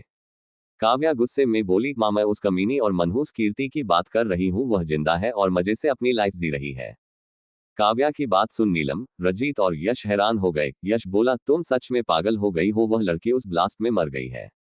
काव्या पागलों के जैसे हंसते हुए बोली, मुझे पता था आप लोग को बिलीव नहीं होगा, इसलिए मैंने इसका इंतजाम पहले ही कर रखा है। मेरे पास प्रूफ है। बोल कुछ फोटो उसको दिखाने लगी जो वह मॉल में ली थी। उन फोटो को देख रंजीत हैरानी से बोला, ये लड़की उस ब्लास्ट से बची कैसे? और अगर बची भी तो राठौर और रजावत के पास कैसे पहुंची? नीलम पैनिक करते हुए बोली, लगता है तुम भूल गए हो वह विक्रम रजावत कौन है। अब हमें उस डेविल से कोई नहीं बचा सकता, अब तक उसको हमारे बारे में पता चल गया होगा। रंजीत बोला, मैं कुछ नहीं भूला हूं, जो इंसान इतने साल तक अपनी बेटी का पता नहीं लगा पाया वह अचानक उसके पास कैसे पहुंचा। जरूर हमारे बीच कोई गद्दार है, और रही बात विक्रम की तो भूलो मत, हमारे साथ जो इंसान है वह विक्रम से ज्यादा नहीं तो कम पावरफुल भी नहीं है, हमें जल्दी से उन्हें इन्फॉर्म करना होगा। यश पापा, कहीं हमारे साथ जो हो रहा है उसके पीछे ये कीर्ति तो नहीं, क्योंकि हमारे कंपनी और प्रोडक्ट के बारे में सबसे ज्यादा उसको पता है। रंजीत, मुझे नहीं लगता, ये सब प्रोडक्ट जरूर उसके बनाए हैं, लेकिन ये सब काफी समय पहले बना है, मुझे लगता है इन सब के पीछे उस विक्रम रजावत और उसके बेटे का हाथ है, मुझे जल्दी से बॉस को इन्फॉर्म करना होगा। बोल अपना फोन निकाल, किसी को कुछ बताने लगा। उसके बाद उधर से कुछ बोला गया जिसे सुन रंजीत के चेहरे पर शातिर मुस्कान आ गया। थोड़ी देर बाद फोन रख शैतानों के जैसे हंसते हुए बोला, अब उस कीर्ति को कोई नहीं बचा सकेगा, कीर्ति मरेगी, उसी के साथ पूरी रजावत फैमिली, स्पेशली वह विक्रम और चंद्रकांत रजावत टूटेगा। जब तक रजावत खानदान पूरी तरह बर्बाद नहीं हो जाता हमारा बदला पूरा नहीं होगा। अब जल्द ही वह आएंगे, इस बार हमारी जीत होगी। रंजीत की पूरी बात सुन नीलम, यश और काव्या के चेहरे पर शैतानी मुस्कुराहट आ गया। काव्या बोली, डैड, मैं उस कीर्ति को अपने हाथों से मारना चाहती हूँ, मैं उससे इस दुनिया से सबसे ज्यादा नफरत करती हूँ। नीलम, तुम्हारा सपना पूरा होगा, हम उस कीर्ति और उसके परिवार को दर्दनाक मौत देंगे। ये सब ये प्लानिंग कर रहे हैं, इस बात से अनजान की किसी की नजर हमेशा इन पर है। Devils lab. सारे बॉयज और डेविल्स कीर्ति के रूम में बैठे उसके होश में आने का इंतजार करने लगे। करीब 1 घंटे बाद सबको कीर्ति के दर्द में कराहने की आवाज आई। विक्रम, अभिषेक उसको अच्छे से चेक करने लगे। धीरे धीरे कीर्ति अपनी आंखें खोली, उसके सामने लैब का सफेद सीलिंग आया। कीर्ति के आंखों में डर दिखने लगा, उसके दिमाग में पुरानी यादें घूमने लगी, वह थोड़ा पैनिक करने लगी। तभी उसको अपनी हाथों पर किसी का पकड़ महसूस हुआ। कीर्ति अपना सिर घुमाकर देखी, उसके एक तरफ विक्रम जी और दूसरी तरफ आर्यन और अरुण बैठा था, वही सामने प्रतीक्ष के पीछे बाकी लोग खड़े थे। विक्रम जी कीर्ति को पैनिक करता देख बोले, बच्चा शांत हो जाओ, सब कुछ ठीक है, आप हमारे पास हमारे साथ हो, आप बिल्कुल ठीक हो। फिर विक्रम जी उसके सिर पर प्यार से हाथ फेरते हुए बोले, कैसा फील हो रहा है? आपको कहीं दर्द होगा तो बोलना। कीर्ति अब तक शांत हो गई थी, वह एक छोटी सी स्माइल के साथ बोली, पापा हम ठीक है, अभी हमें कहीं दर्द नहीं हो रहा। फिर अपने चारों तरफ देखकर बोली, हम यहाँ कैसे आए? अरुण विक्रम जेड के पास आकर उसके हाथों पर किस कर नम आंखों से बोला, प्राइंसेस आप कैसे आए? वह छोड़ो, पहले आप हमें ये बताओ, अगर आपकी तबीयत ठीक नहीं थी तो फिर आपने हमें बताया क्यों नहीं? ऐसे अपने दर्द को हमसे क्यों छुपाया? आप सोच भी नहीं सकती, आपको उस हालत में देख हम कितना डर गया थे। कीर्ति अरुण के डर को उसके आंखों में देख सकती थी, वह थोड़ा गिल्टी टोन में बोली, सॉरी भाई, अब से ऐसा नहीं होगा, हम आपसे कुछ नहीं छुपाएंगे। फिर हल्की स्माइल के साथ बोली, हम लाइफ में फर्स्ट टाइम बाहर घूमने जाने वाले थे, वह भी आप लोग के साथ, हम अपने दर्द को भूल उस समय सिर्फ एंजॉय करना चाहते थे। आर्यन, बच्चा अगर आपको घूमना था तो हमें बताते, यूं खुद को दर्द देने की क्या जरूरत थी? आपको पता भी है हमें कितना दर्द होता है आपको इस हालत में देखकर। कीर्ति, सॉरी भाई, उस समय हम सिर्फ थोड़े टाइम के लिए अपना दर्द, अपना पास्ट, अपना डर सब कुछ भूलकर, और ऐसे भी हमें इस तरह के दर्द सहने की आदत है, इसलिए हमने ज्यादा नहीं सोचा। अपनी बात पूरी करते हुए उसके चेहरे पर दर्द के भाव आ गए जो किसी से नहीं छुपा। कीर्ति को सैड होता देख ऋतिक जी बोले, प्राइंसेस आप इन इमोशनल लोगों को छोड़ो और अपने हैंडसम और इंटेलिजेंट अंकल से बात करो। रेहान, कबीर, प्रणव जी, विक्रांत जी और ऋतिक जी को कीर्ति कंफ्यूजन से देखने लगी। तभी कबीर उसके सामने आकर बड़ी सी स्माइल के साथ बोला, हेलो एंजल, तुम इनको छोड़ो, पहले मुझसे मिलो, मैं हूं आपका कूल एंड हैंडसम कबीर भाई। कीर्ति को कबीर और ऋतिक जी का जॉली नेचर अच्छा लगा, वह स्माइल करते हुए कबीर से बोली, हेलो भाई। कबीर कीर्ति के सॉफ्ट गालों को टच कर बोला, था ये मेरे एंगल कितनी क्यूट और ब्यूटीफुल है, मैं इस दुनिया का सबसे लकी भाई हूं जो मुझे इतनी क्यूट सिस्टर मिली है। कबीर से इस बात पर सारे बॉयज उसको अपनी खतरनाक नजरों से घूरने लगे। वही प्रतीक्ष अपनी जलती आंखों से कबीर के उस हाथ को देखने लगा जो कीर्ति के गाल पर था। सबकी नजर खुद पर महसूस कर कबीर कीर्ति के गालों से हाथ हटा, अपने दांत दिखाकर बोला, एंजल चलो मैं तुम्हें बाकी लोगों से मिलवाता हूं। फिर वह सबका इंट्रोडक्शन दिया। थोड़ी देर बाद कीर्ति सबसे बात करने लगी। किसी से बात ना करने वाला रेहान भी कीर्ति से काफी सॉफ्टली बात कर रहा था, जिस पर सब हैरान थे, स्पेशली ऋतिक जी। सबसे बात कर कीर्ति को बहुत अच्छा लगा। थोड़ी देर बाद अभिषेक जी अपने सीरियस एक्सप्रेशन के साथ कीर्ति से बोले, बच्चा आपने ऐसा क्यों किया? आपको पता था ना वो टेम्पररी एंटीडोट भी एक तरह का ड्रग है, तो फिर आपने उसके इतने हाई डोज क्यों लिए? आप तो खुद एक साइंटिस्ट के साथ जीनियस डॉक्टर हो, फिर आपके ऐसा करने का रीजन क्या है? डेवल्स कीर्ति के बारे में सब कुछ जानते हैं। कीर्ति के बारे में जान उनको बहुत प्राउड फील हुआ, स्पेशली विक्रम जी को। कीर्ति का माइंड विक्रम जी से भी ज्यादा तेज है। इस बात को जान उनको कीर्ति पर गर्व होने लगा। उनके बेटे भी इंटेलिजेंट है, लेकिन कीर्ति की बात अलग है। अभिषेक जेड के इस सवाल पर सब कीर्ति को देखने लगे। वही कीर्ति अपनी नजरें चुराने लगी, वह इधर उधर देखने लगी। आर्यन अपनी आंखें छोटी कर बोला, प्राइंसेस जवाब दो, आपने ऐसा क्यों किया? ये जानते हुए कि उसके बाद आपकी लाइफ खतरे में आ सकती है, कहीं आपने कुछ खतरनाक तो नहीं किया है ना? कीर्ति अपने दांत दिखाकर स्माइल के साथ बोली, द ग्रेट साइंटिस्ट अल्बर्ट और अपने इतने प्यारे द डेवल्स अंकल के होते हुए उनकी प्राइंसेस को कैसे कुछ हो सकता है? कीर्ति के इस बात पर डेवल्स हैरान हो गए। सबसे ज्यादा हैरान हमारे बॉयज हुए। आज उनको खुद पर शक होने लगा। उनके इतने पावरफुल होने के बाद भी वह अपने फादर का सच नहीं जान पाए। वही कीर्ति जो महज एक 18 साल की लड़की है, जो अभी अभी अपने घर आई है, उसको भी यह बात पता था। ऋतिक जी और विक्रांत जी बॉयज को एक चिढ़ाने वाली स्माइल दिए, जैसे बोल रहे हो तुम्हारे इतने पावरफुल होने का कोई फायदा नहीं है। विक्रम जी, प्राइंसेस आपको हमारे बारे में कैसे पता चला? और आपको ये कैसे पता हम आपको कुछ नहीं होने देंगे? कीर्ति, जब मैं भाई को अपने बारे में बता रही थी उस समय आप वही थे। ये बात मुझे पता थी। उसके बाद रात को आप मेरे रूम में आकर जब मेरा चेकअप कर रहे थे, उस समय मैं सोई नहीं थी। मुझे अपने पापा पर पूरा विश्वास था, वह मुझे कुछ नहीं होने देंगे। इस पर सब स्माइल करने लगे। तभी कबीर सबके बीच आते हुए कीर्ति से बोला, एंजल वो सब तो ठीक है, लेकिन आपको पता कब चला आपके पापा ही साइंटिस्ट अल्बर्ट है और द डेवल्स के लीडर? इस पर कीर्ति अपनी नजरें चुराते हुए बोली, जब मैं उनके कैद में थी तभी मुझे डेवल्स के बारे में पता चला। मैं शुरू से आप लोग के बारे में जानती थी। कीर्ति को इनके डेवल्स होने का सच अपने पिछले जन्म में पता चला था, वह भी रंजीत के कारण, लेकिन इस समय उसके नजरें चुराने का कारण कुछ और था। तभी ऋतिक जी को कुछ याद आया। वह अपनी आंखें छोटी कर कीर्ति को देखते हुए बोला, गुड़िया कहीं तुम वही क्यूट एंजल तो नहीं हो? क्यूट एंजल सुन डेवल्स कीर्ति को देखने लगे। वही कीर्ति चादर से अपना चेहरा छुपाने लगी। कीर्ति के इस हरकत और डेवल्स समझ गए उनका शक बिल्कुल सही है। वह कैसे क्यूट एंगल को भूल सकते हैं? थोड़ी देर बाद वहां डेवल्स मेंबर के हंसने की आवाज आने लगा। अमित कंफ्यूज होकर बोला, इसके आगे की कहानी के लिए जुड़े रहे हमारे साथ।